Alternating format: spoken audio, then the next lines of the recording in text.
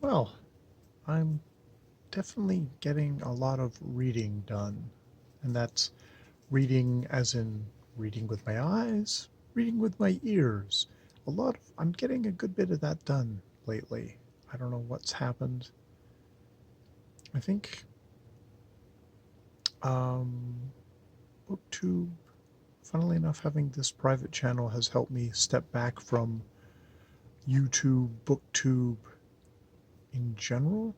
A little less obsessed with that and a little bit more obsessed with reading, which I'm enjoying. Um, it's also probably just taking a little bit of air because there's just so much going on, which isn't to say I'm not divorced from it, because it's interesting listening to um, Washington Black, that I just talked about finishing. I was just struck by how much, you know, um, it's a book about people suffering, and it's obviously at the center of it is a black guy. Starts off as a young boy, intensely suffering and going through a shit ton of suffering through his life, but also him discovering all the people around him, a lot of whom are is abusers, one to one level or another, um, also trapped in their own suffering, in their own bubbles. Um, and him perhaps at the end there,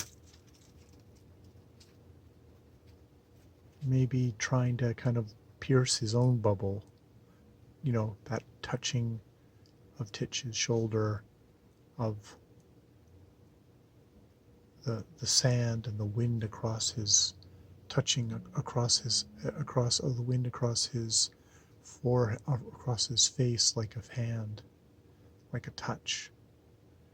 It's like, that's getting, actually seeing, like, it's significant that he is an artist, someone who is seeing what is there, not what is just what he expects to see, which is, funnily enough, the advice that Titch had given him, but that Titch never took himself. But maybe Washington Black will be able to pierce.